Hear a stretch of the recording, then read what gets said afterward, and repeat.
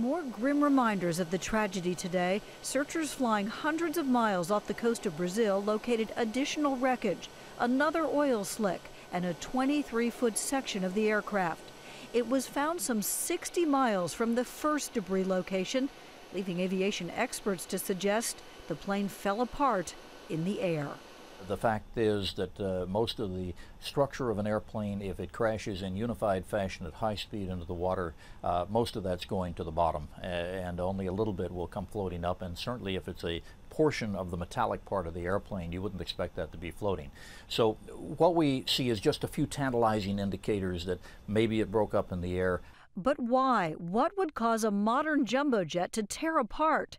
It's clear the plane was flying through stormy weather, but weather not unusual for the tropics. Thunderstorms are probably one of the biggest aviators' nightmares in terms of working around them. The up and down motions of the air can cause tremendous problems remaining airborne, and so that's why pilots tend to try to steer around the storms if at all possible. Was the crew unable to skirt the severe weather? ABC News has learned that at 10 p.m. Eastern Time, the pilots sent a text message to Air France, indicating they were encountering turbulence and thunderstorms. Some reports indicate they may have been flying through electrically charged clouds and winds up to 100 miles an hour. It is starting to look like the aircraft may have had a tragic encounter with a thunderstorm and most likely broke up some point during flight. 10 minutes after pilots reported turbulence, the plane began experiencing a cascade of system failures, according to reports in a leading Brazilian newspaper and one U.S. aviation source. First, the autopilot disengages. The crew is now flying the aircraft. If that's something the pilot would do, or the aircraft may actually initiate when some severe weather is encountered, severe turbulence is encountered. Then there's a pause, and then lots of unrelated systems actually start going off in sequence.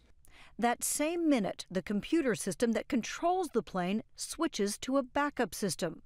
2 minutes later, at 10:12 p.m., cockpit systems that display altitude, airspeed, and direction fail. Pilots would have had to rely on backup instruments.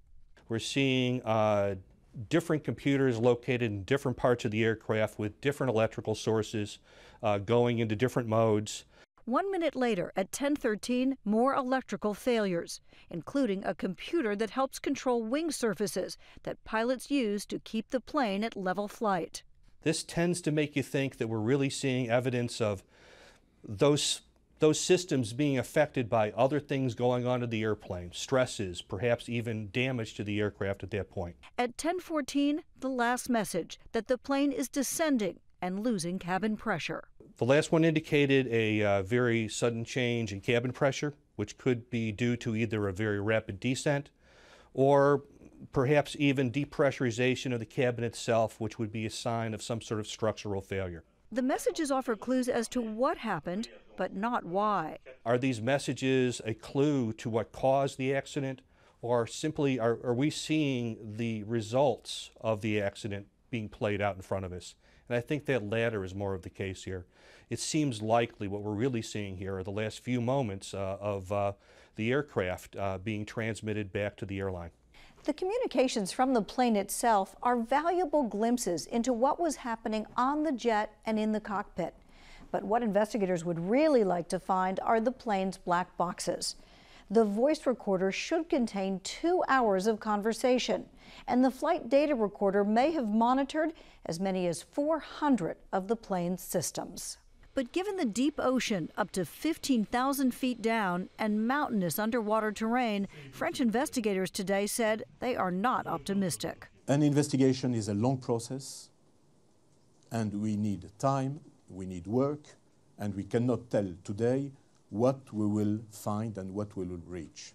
And no doubt whatever went wrong, it will not be a single failure, but a string of circumstances that came together so tragically on that one night over the Atlantic Ocean.